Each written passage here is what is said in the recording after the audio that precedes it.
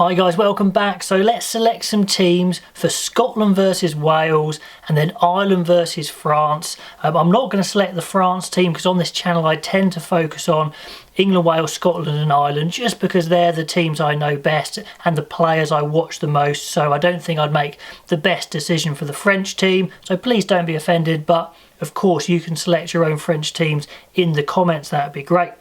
So first of all, let's have a look at Scotland versus Wales. Now, I think Scotland are favourites here. Wales and Scotland both won their games, but of course Scotland played unbelievably well against England, just almost a complete performance. And Wales struggled to hang on, but did beat a 14-man Ireland in the end. So both wins, but I still think Scotland look the best. Plus Wales have a lot of injuries and they have a less day to recover. So, you know, things are favouring Scotland, so it will be interesting to see how it goes. Scots, let me know how you feel about that favourites tag. But anyway, having a look at Wales, because I think they've probably got the most decisions to make here. Front row wise, which is good, they can stick as they were. Wyn Jones, Owens and Francis all played fairly well. Wyn Jones actually got man of the match. Did some good stuff, a good strip I think, but not quite sure he was man of the match. But anyway, Ken Owens looked pretty sprightly coming back. However, the line-out did struggle. But you know, let's give that one time. We'll see how it goes against Scotland. I'm sure the Scots will try and target that line-out again. In the second row, you see I've made a change there. Beard, I'm just not convinced with Beard. I liked Alan Wyn Jones. Beard just looks a little passive. I need a bit more aggression. He's a big guy, but I'm not sure he's quite got X factor. And I know Ball's not going to be playing for Wales after this tournament, but if they're going in to win the game, if I'm picking my best team, I'd still have him in I'd have Beard on the bench. So I think I'd start with Ball. I think he's the better player. For the future, maybe you play Beard. Maybe that makes more sense. But anyway, let me know what you guys would do. Now, in the back row, of course, they were very unlucky to lose Lydiate, so we don't know how he would have played anyway. But Navidi was my first choice when I'd initially selected the Wales side. Tipuric, I thought, played really well. In attack, he's an absolute genius, as is Faletau. This Welsh team need to get more possession. If they get possession, their attack looks very dangerous, but they just can't defend for as long as they did against Ireland and expect to beat Scotland as long as Scotland keep 50 men on the pitch, of course. Now, at 9, what a shame. Thomas Williams just seemed to get his international career back off and running, and he was looking pretty sharp to me. But his hamstring went, so I'm sure he won't be anywhere near the team. Gareth Davis, I think, would come in with Hardy on the bench. Plenty of people out there aren't sure about Davis. He is prone to an error with a kick or a decision, but he is sharp in attack, and if they get lots of attacking ball, he could be very good indeed, but I'm sure there might be some question marks there. Bigger was a little bit anonymous in the game against Ireland, but you know, wasn't terrible, I guess. So he keeps his starting place with Sheedy staying on the bench.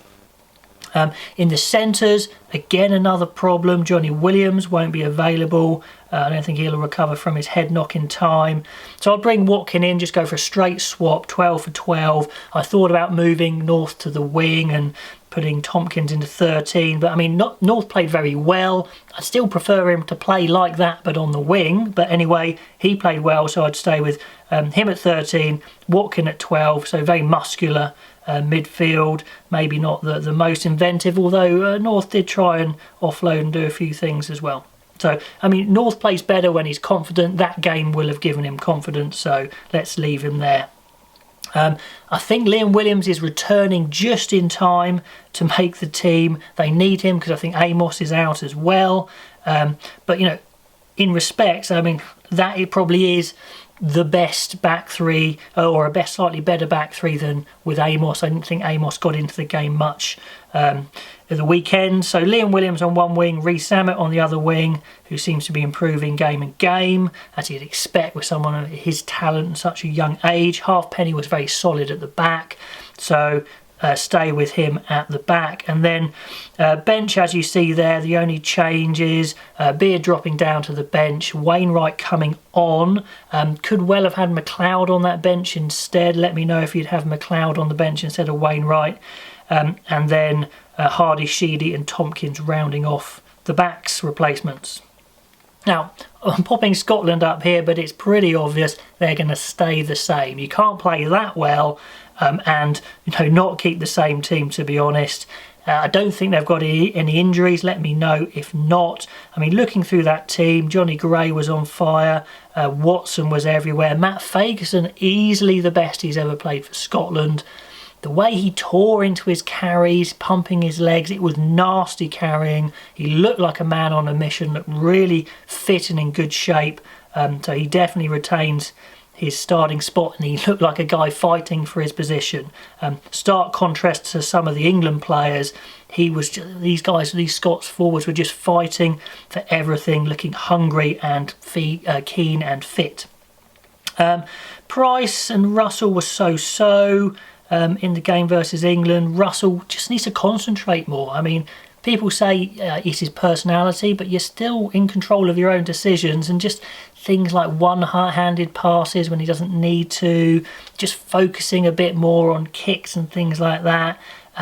If he got a bit more serious, honestly, he's an absolute well-beater in the making. But anyway, he stays in. Obviously, Redpath and Harris stay. Redpath looked very composed, very confident. It's interesting reading how he got persuaded to play for Scotland. He must have been quite torn. But I don't think England really went for trying to convince him, to be honest, and I think they've missed out there. And I've been saying that for like a good month of videos now, saying England should have tried to get Redpath. But anyway, brilliant for Scotland. And then the back three stay as is. I was wondering why Darcy Graham wasn't in, but you guys in the comments had said he's got personal issues, but Maitland played well anyway. But yeah, Hogg was on fire, Van der Merwe looking dangerous, and then no reason to change anyone in the replacements.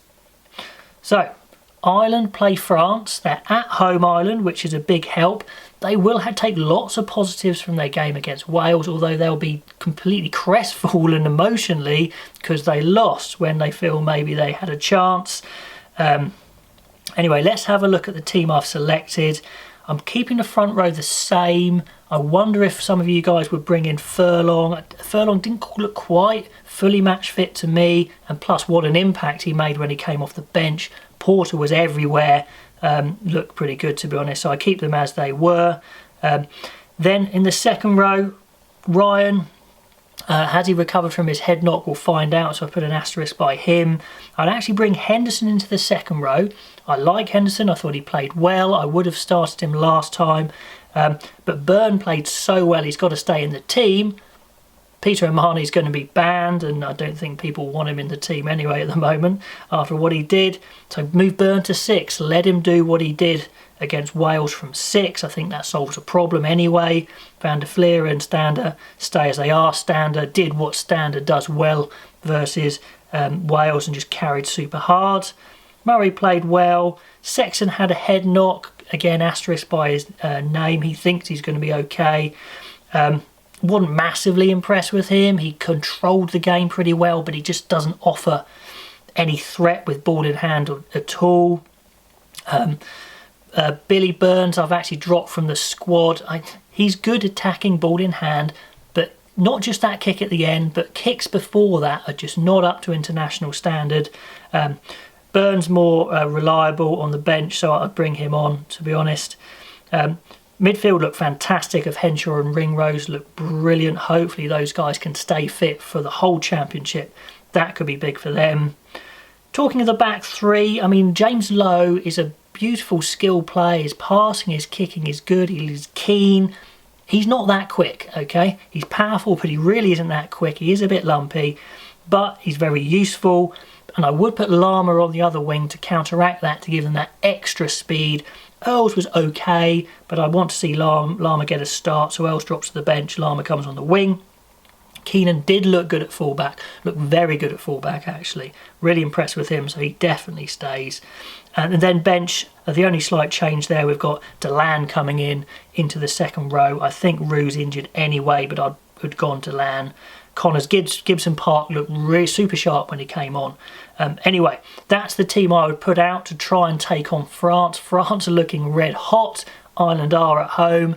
That'll be interesting. Anyway, guys, let me know what you think of those teams. What changes would you make? And how do you see these games going? And I will see you next time.